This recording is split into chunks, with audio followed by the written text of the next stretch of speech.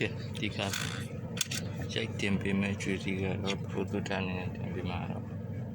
ရှောင်းလို့ရတဲ့အဲဒါစီပေါ့နော်ဒါကတော့ခုနှစ်ကိုကျွေးရမလို့ပါအဲဒါဖြစ်မှရောင်းလို့ရပါတယ်နော်အဲဒါဖြစ်အောင်ဆိုဘယ်လိုကြည့်မလဲပေါ့နော်စီရတော့မျိုးစုံနော်ကြည့်ဆက်ရအောင်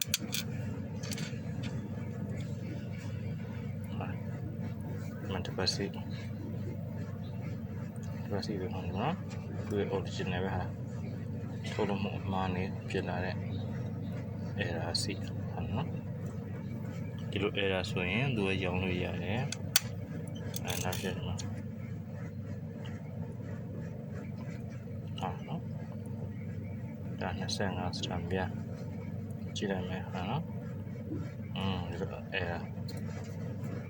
ဒီလိုတပူလေးဖြစ်နေမယ် error ဖြစ်နေမယ်ဆိုရင်သူကရောင်းလို့ရပါတယ်ရှယ်မှာကြည့်လိုက်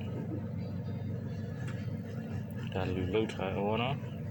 ပေါ်ပြုပြင်ထားတာမဟုတ်ဘဲနဲ့သူ့ရဲ့ထုတ်လုပ်မှုတွေကပါလာတဲ့အဲ့ဒါအမားလေးတွေ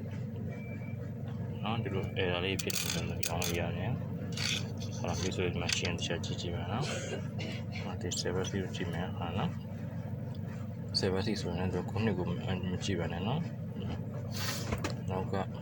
အဲ့ဒါကြည့်အောင်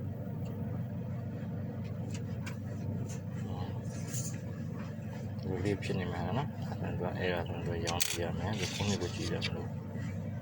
နော်မကြည့်ဒါဆိုရင်ဟာဒီအဲ့ဒါဆိုရင်တော့ဒီစီကိုတော့ပတ်နေရသည်ရှောင်းလို့ရပါတယ်နော်ချက်ကြည့်နော်ဒီလိုလေးနောက်မှာ